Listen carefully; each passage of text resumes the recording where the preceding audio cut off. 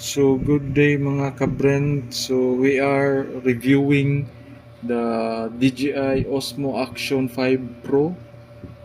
So ito yung appearance niya. Action 5 Pro. Ito yung sensor niya mga ka-Brent.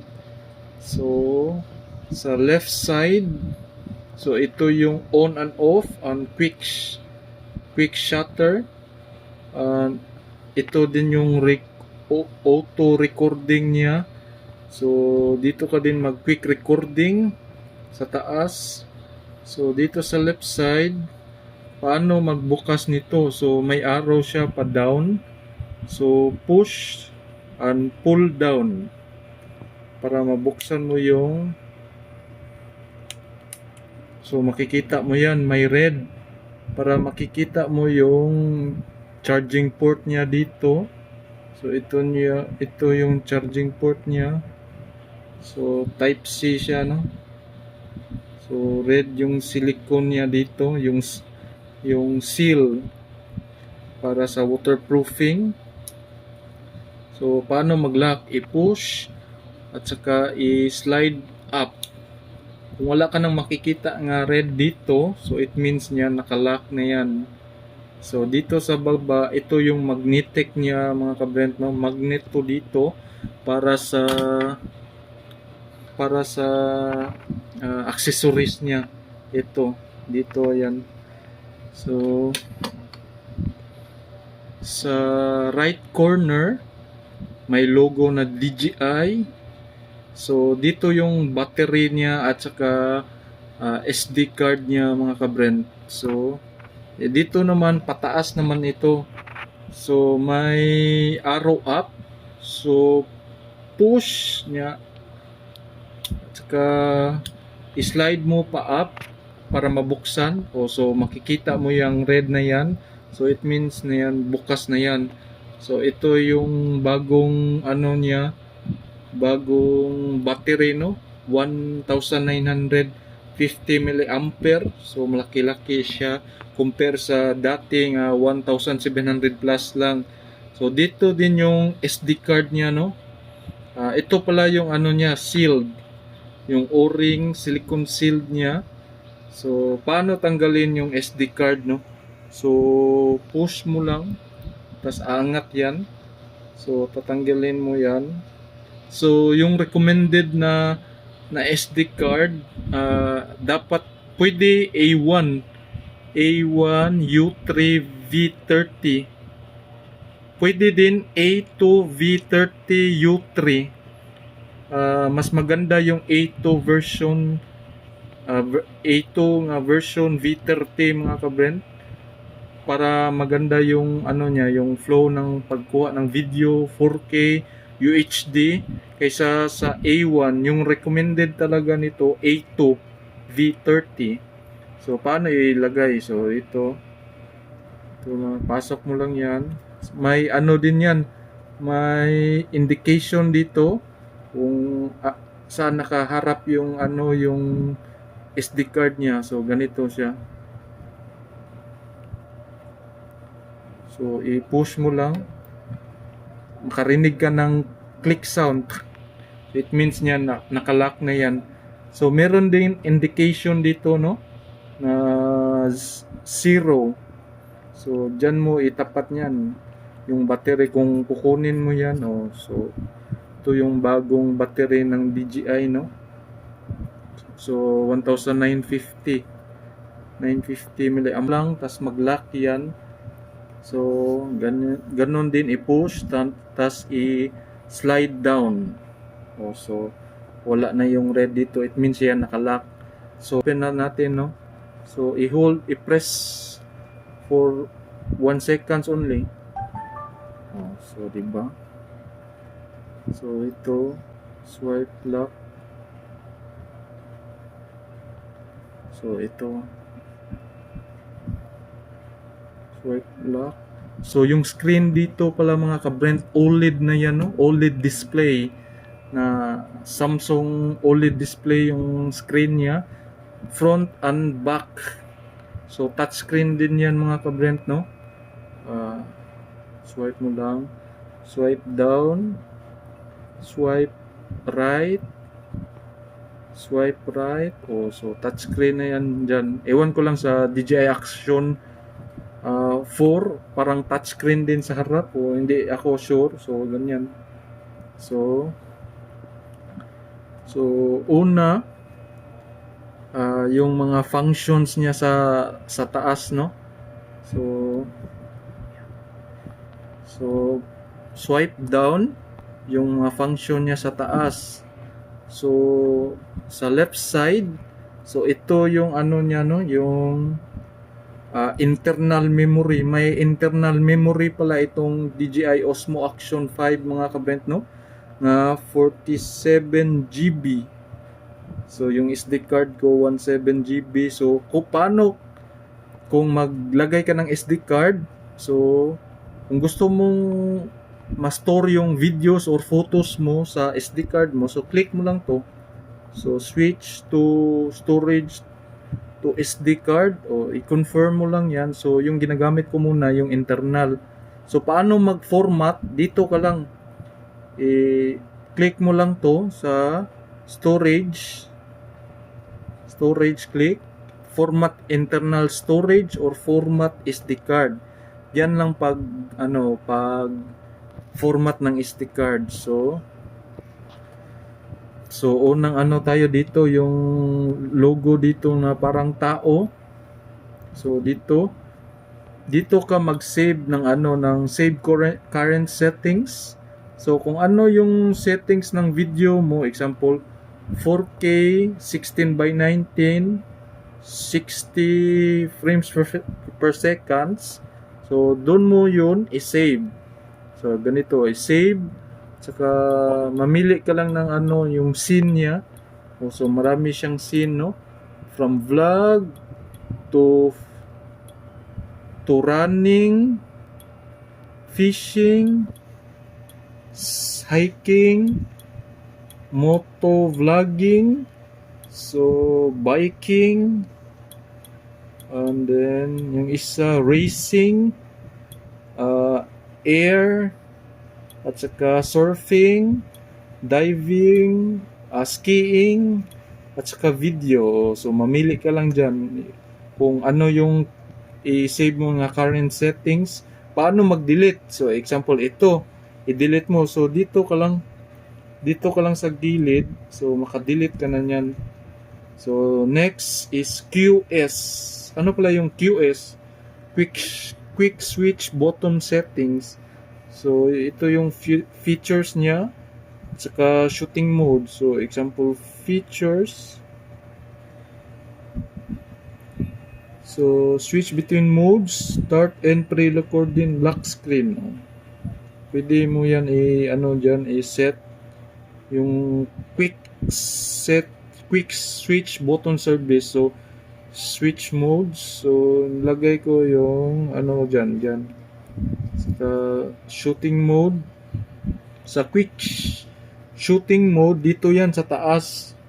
So kung example naka-off to, so dito mo kung ano yung inuuna mo.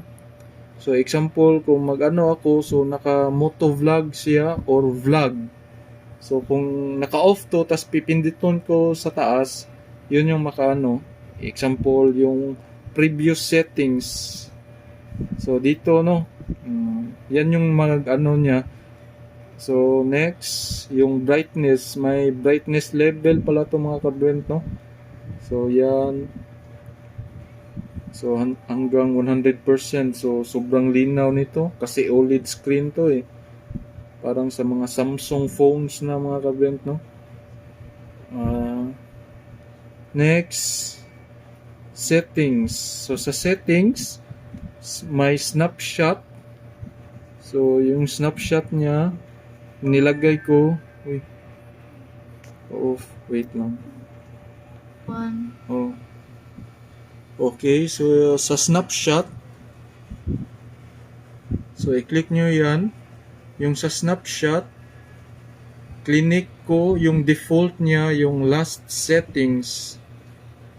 So yung kung ano yung last settings niya, example, mag quick capture ka dito, yun yung mag-ano niya sa video. So, depende kung saan mo ano yung snapshot mo sa video ba or hyperlapse. Sunod, yung single screen preview screen off when lock. So, yung features nito mga ka-Brent, diba? Dito, sa likod, naka-off, tas naka-on dito. So, pwede mo yan ano dyan. So, naka-open na. Kung gusto mong isang screen lang yung gumagana, so, example, ito yung ano, single screen lang. So, i-click mo yan. So, hindi na gagana yung screen dito. Gagana lang to kung ipindutin mo. O, yun. I-swipe to unlock mo. O, yun, gagana. Pero nakalock yung front screen. Also, back screen pala. So, kung ganito, yun. Kung mag-vlog ka, nagamit yung harap, o yan, para makita mo yung sarili mo. Tapos dito, naka-off yung screen, yung sa big screen. Ano dito, yung para makasave ng battery. So, mag-vlog ka, dito lang, ganyan, makita mo yung sarili mo dito. So, yun yung ano niya, purpose niya, yung single screen preview. So, sa wireless mic, no, ito yung upgrade ng DJI Osmo Action 5. Pwede ng dalawa makakonect na wireless microphone ng DJI. So, may mga settings yan dyan. Kayo na mag-ano yan. So, FOV boost lens. So, kailangan lang ito ng attaching boost. FOV boost lens required subject tracking and slow mode will not be available when using FOV boost lens. So, kung mag-enable ka nito, hindi mo magagamit yung slow motion at saka subject tracking. Sunod, yung voice control. So, yung voice control, no, sa voice command, no, ito lang yung mga voice command niya, no. So, example dito, no, start recording. Okay, dito tayo sa menu. Start recording. Wala. Bakit siya? So, tingin muna tayo dito. Start recording. Nag-start recording siya. Ewan ko lang kung maano yung boses mo, mababa yung boses mo, nag-activate siya. So, i-try natin yung stop recording. Stop recording. Kung low yung voice mo, ma-detect yung yung voice command, pero yung yung habaan mo yung boses mo, kung hindi siya mag-activate, iwan ko lang sa ng voice recording ng DJI. So, start. So, i-try naman natin, no? Start recording. Start recording. Start recording. Yun talaga. So, dapat hinaan mo yung boses mo para mag-start recording. Stop recording. Yun. Nag-stop, no? So, yun pala. Paano mag-activate? Pindutin mo lang tong logo na to na voice command. So, next. So, ito pala may depth and altitude sensor to para sa yung depth. So, it means yan sa ilalim. Sa kung mag-diving ka, yun. Sa altitude, sa mga matataas to, sa mga matitirik na mga mountains, sa pwede sa eroplano, yan. So, ito pala mga ka-Brent, no, may always on display. So, i-activate nyo lang yan. So, para always on display. So, yung pinili ko itong parang line lang na green. So, meron siyang mga style, no? So, yung indicator only. Next is basic. So, yung niya basic. Yung minutes and seconds lang sa pag-recording. Sunod, yung ano din, full standard brightness. So, full na siya, no? Pareho lang yan. So, ito yung pinili ko, indicator lang.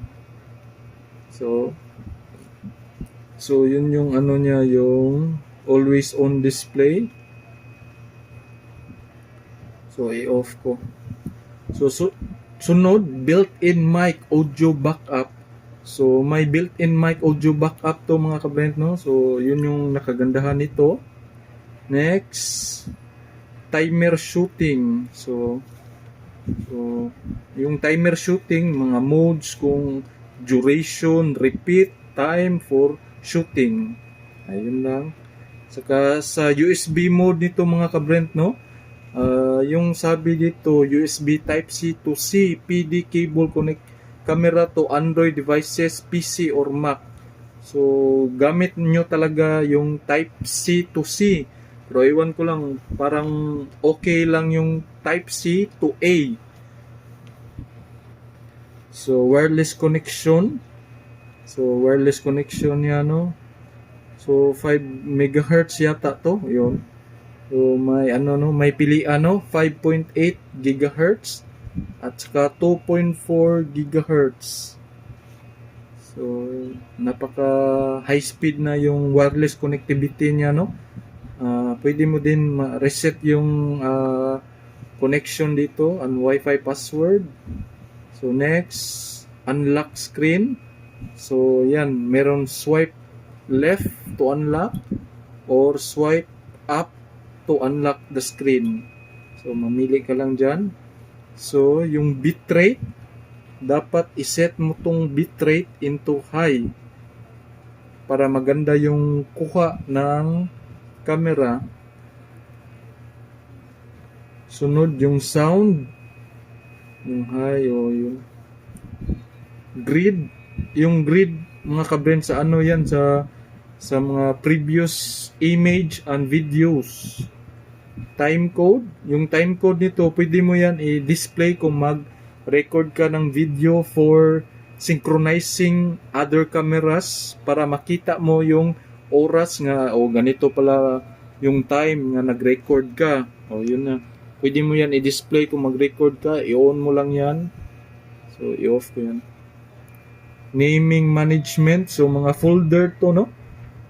Pwede mo mag-name yung folder at saka file names. So auto power off. Ayun, mamili ka hanggang never yung auto power off 30 seconds, 1 minute, 2 minutes, 5 minutes, 10 minutes, 30 minutes. So ang ganda ng ano niya, no, yung touchscreen niya mga kabrent, no, kaysa sa GoPro. Sobrang lag. So yung horizon calibration. So mag-calibrate kayo sa horizon calibration. Continue live streaming sa ano to, yung continue live streaming sa DJI Memo app to, no mga kabrent, no. So back, Bluetooth remote controller. So mga ano to, mga accessories to sa sa DJI, no.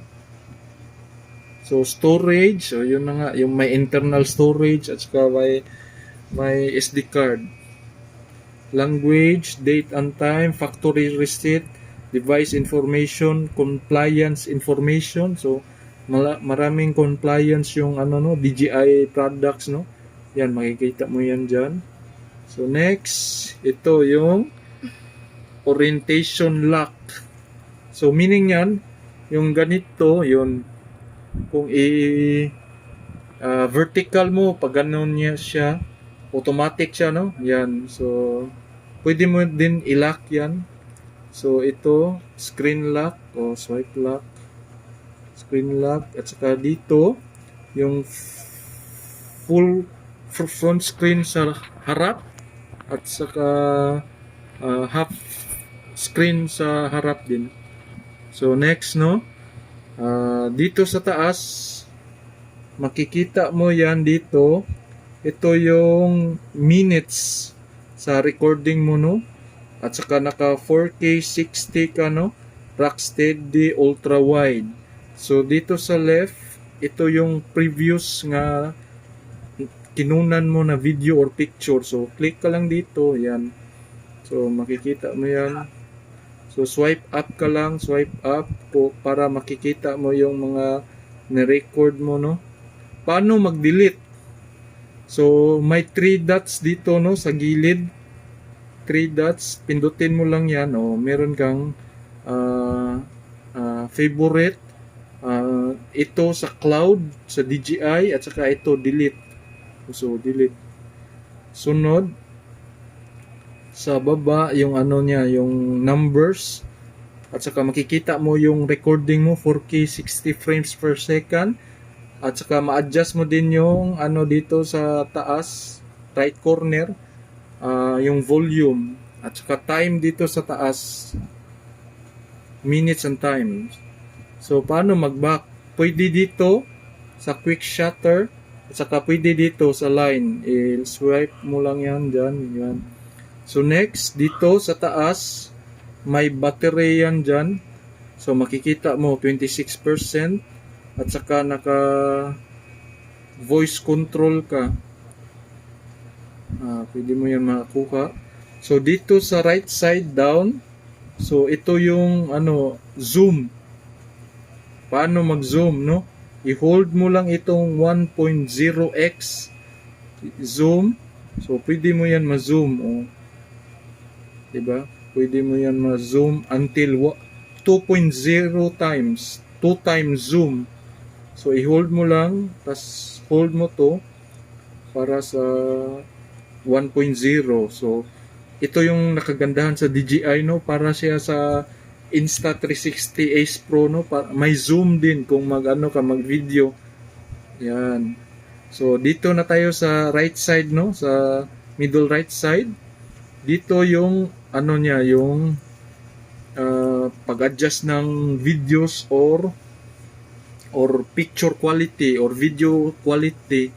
So dito, kung hindi mo pipindutin yung Pro, makikita mo lang dito, ma-edit mo lang dito yung stabilization scene, sports, or daily.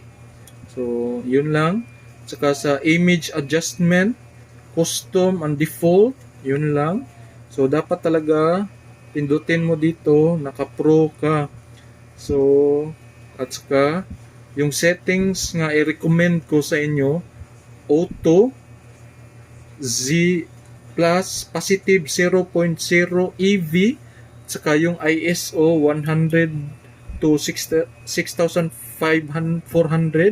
or 100 to 3,200 sa pag-video. Kasi nakatry na ako nag-video, yung naka-auto siya.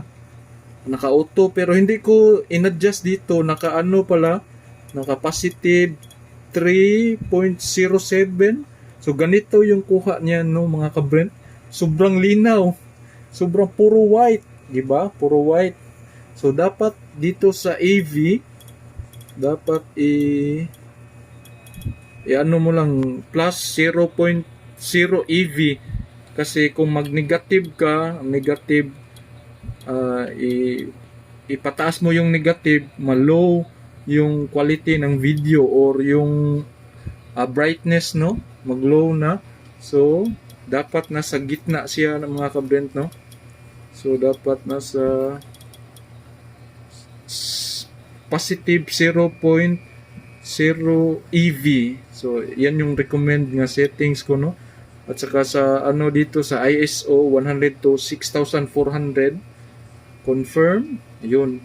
Pwede ka din mag-manual, depende kung anong settings mo, i-try mo lang lahat. So sa akin auto plus 0.0 EV, yung ISO 100 to 6,400. So confirm. Sa color grading, so inanuhan ko yung D-Log M10-bit. So color grading to, no. So kung mag-edit ka sa laptop mo or sa PC mo, maganda pag mag-edit kung naka 10-bit ka. Pwede mo din mag normal 10-bit. So, pinakababa yung normal 8-bit. So, normal 10-bit dito sa right side, HLG 10-bit, and D-Log M 10-bit. So, yung kuha nito sobrang ganda, no? At saka dito sa left side may color recovery. So, maganda i-on mo 'yan. Oh, so example niyan. Kung hindi mo i-on yung color recovery, no? So, yung screen parang ano siya, yung parang white lang. So, dapat color recovery, o, di ba, naka-on. Maganda yung kuha niya. Confirm, image adjustment. Ayan, pwede mo din i-custom or default. Sa akin, default. So, sa D-Log M, no, 10-bit, hindi mo ma-edit yung tone, neutral ba or ano. At saka sa scenario, always stabilization scenario, always daily. So, ma-edit mo lang yan kung naka HLOG 10-bit. Sa HLOG 10-bit din pala, hindi mo yan ma-edit yung tone, neutral, and scenario. Yun lang naka-ano niya. So, dapat dito ka sa normal 10-bit para maka-edit ka sa tone, neutral. O, yan. Pwede ma-vivid or neutral. No? At saka stabilization, pwede sports or daily. Sa ano talaga, sa HLG 10-bit and saka D-Log M 10-bit, hindi mo ma-edit yung tone at saka stabilization niya. Always naka-daily. So, sunod, yan yung pro niya. Kung dito din sa gitna, so may logo din dyan na ano, yung mic. Kung i-connect mo yung DJI mic, oh, so pwede mo i-ano dyan, i-edit din yung settings. So, next. Parang, dito pala. So, dito na tayo sa photo, no? Sa photo, i-click mo lang yan. Wait. Photo. Sa photo, no? Sa right side, dito ka din mag-edit. Exposure, white balance, format. So, dalawang format lang. JPEG at JPEG plus RAW. So, dito sa baba, pindutin mo dito sa baba, no? Itong L43. So, dito yung aspect ratio, no? So, pwede ka mag M16:9, 8MP, M4:3, 9MP, L16:9, 36 megapixel. So, ito yung last, L4:3, 40 megapixel. Yung ano niya sa picture na until 40 megapixel, no? So, sa baba, ito yung ano, per second, 2 picture per 1 seconds, 3 picture 1 second, 6 picture per 3 seconds, 9 picture per 3 seconds. So, yan. Parang burst mode siya. So, pwede mo din i-edit dyan.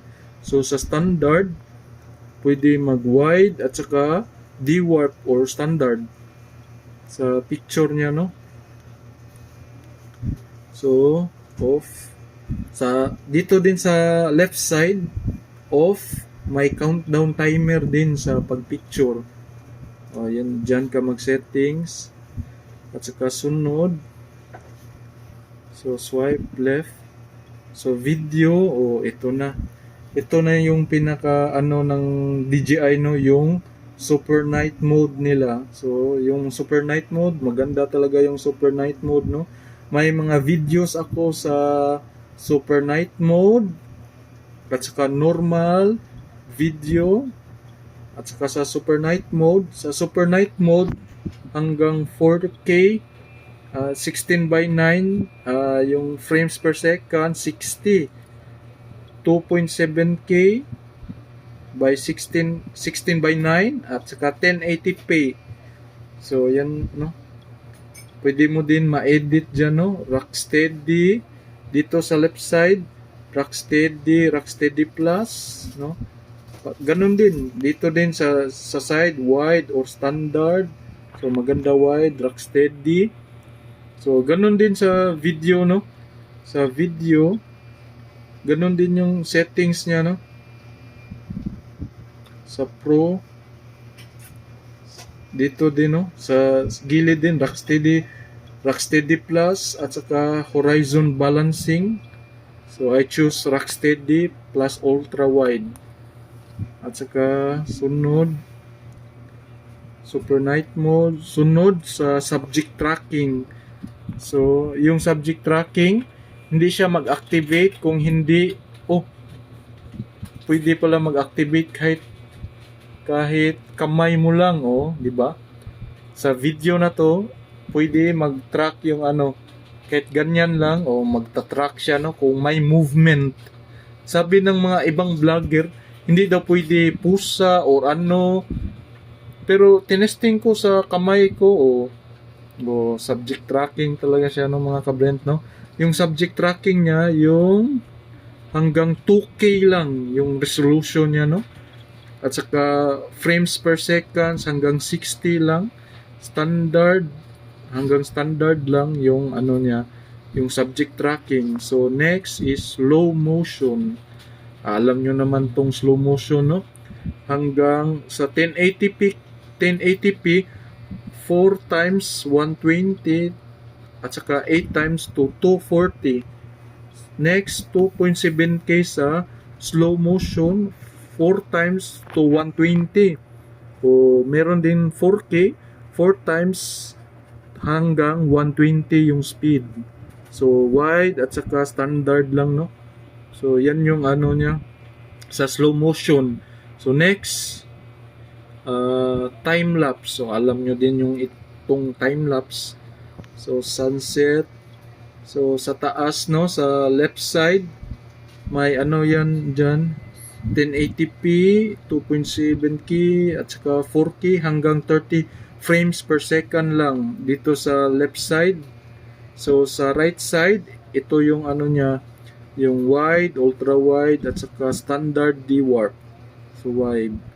So yung hyperlapse, time lapse, no. So hyperlapse hanggang 30 times yung rate niya.